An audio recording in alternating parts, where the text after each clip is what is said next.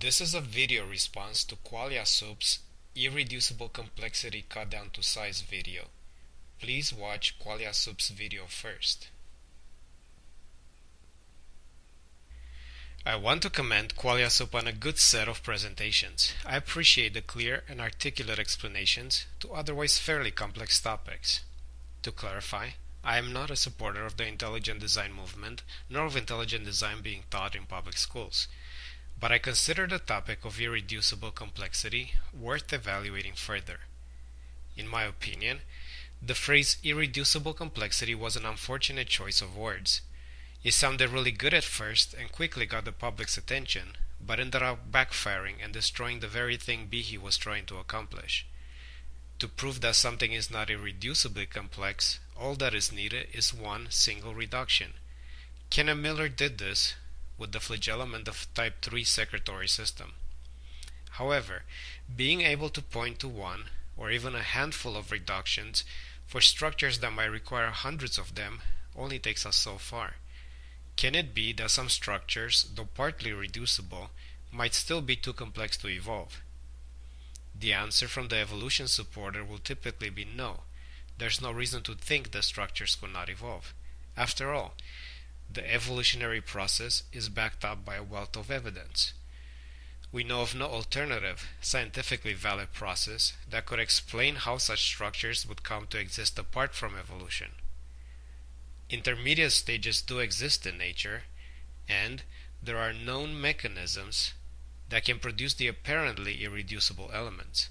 Mechanisms like the removing of a part to get the final configuration rather than the adding of a part. And this is where things get complicated, because now there's an additional issue that must be addressed: the lack of alternatives to evolution. If there's no other way for a structure to get here except through evolution, of course its evolution will tend to seem plausible irrespective of complexity. I want, however, to be able to evaluate the question of complexity impartially, without the crutch of not having other options besides evolution. So for the time being, let's pretend that there actually was an alternative. Let's pretend that complex biological structures could have come to exist by some other means as well. Under these circumstances, what would it take to know for a fact that something like the human eye did evolve?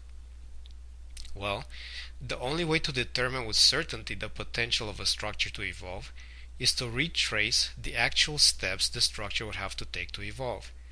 For something like the human eye, this would mean starting with an early ancestral organism that completely lacks any kind of genetic information for an eye, and working out all the steps needed to get to the present-day genetics.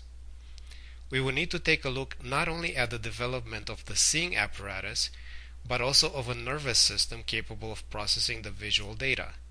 And, to bring things into perspective, we must consider that in spite of all our technological advances, we have yet to develop a complex enough device that can replace the human eye and restore sight to the blind. So it is not a creationist exaggeration to say that the human eye is in fact very complex. With that in mind, let's think through the actual steps involved. First, all the genetic information in the human genome coding for the eye would need to be identified. This would be our endpoint.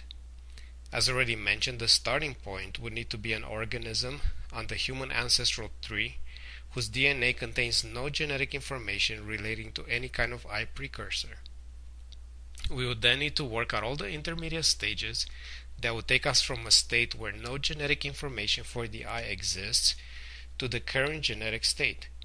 Just like a chain is only as strong as its weakest link, we would have to work through each of the stages since problems could occur at any point along the way. The following questions will need to be addressed when going from each stage to the next. 1. How many specific genetic changes or mutations are needed to reach the next stage? 2. Will each genetic change provide an advantage to the organism, even if not directly related to improved vision? 3. If any genetic change does not offer a reproductive advantage, what is the statistical probability that the next stage will still be reached within a reasonable time frame? 4.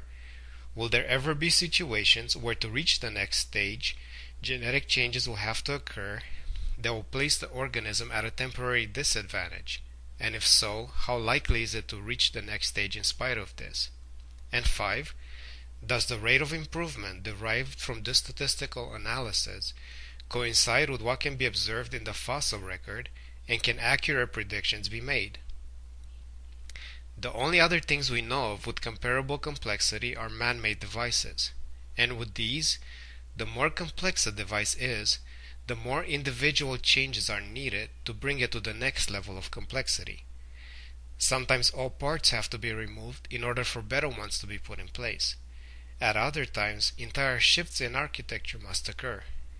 While these improvements are being made, not only is there no immediate benefit, but often the device becomes less functional overall.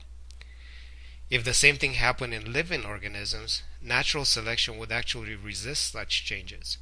If several changes were needed to obtain a better eye, but while those changes occurred the eye became temporarily less functional, the organism would be placed at a competitive disadvantage.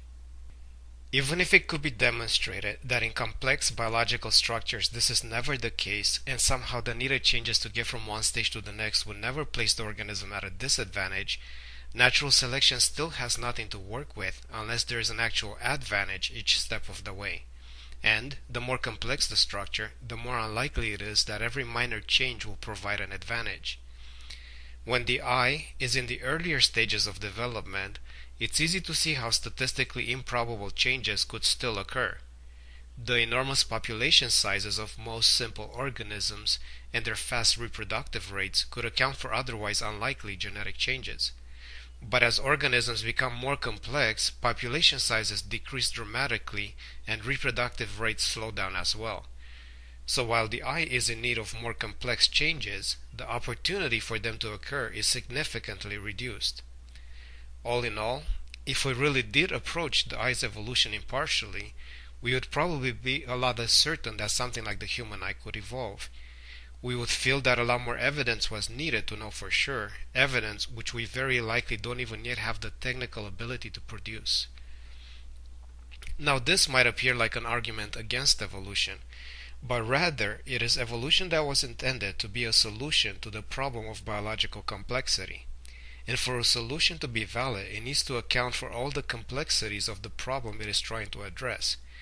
Simplistic explanations about light-sensitive cells forming a shallow cup covered by mucus leave the question almost entirely unanswered.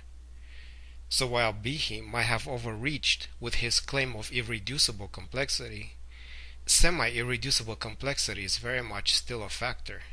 At least more people would think so if evolution wasn't the only available alternative.